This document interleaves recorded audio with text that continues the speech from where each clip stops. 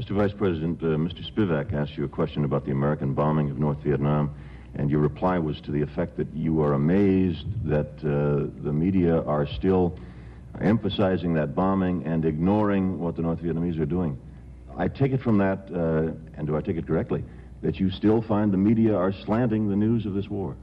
I don't think it's an intentional slanting. I think that slanting?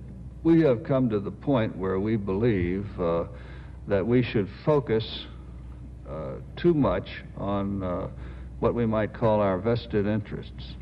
Now, a lot of the people who are reporting in Vietnam have made certain conclusions. The way reporting's done today, a thesis is developed, the story behind the news, and a search is made for fact that will substantiate and assist in bearing out that thesis. And this happens.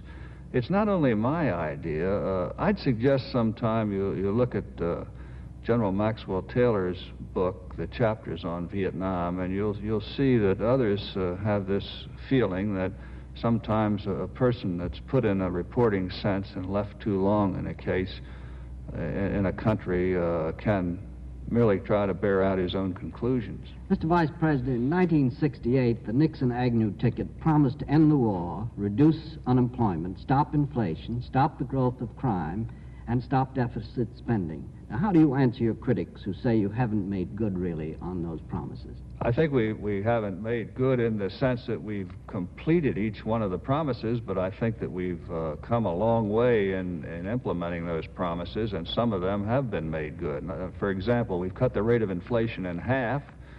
We now have the lowest rate of inflation of any of the 22 industrial countries of the world.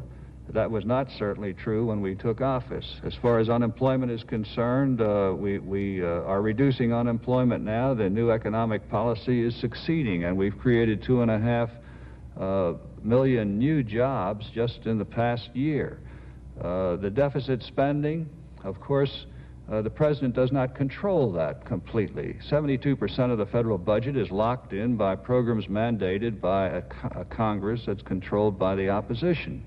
So I would say that in most respects, the president has moved affirmatively and effectively. And when you look at 39,000 men in Vietnam, it looks a lot different than 550,000, particularly when the ground combat role has been ended and no more draftees are being sent there, and the combat casualties have been reduced from 300 a week to less than 10.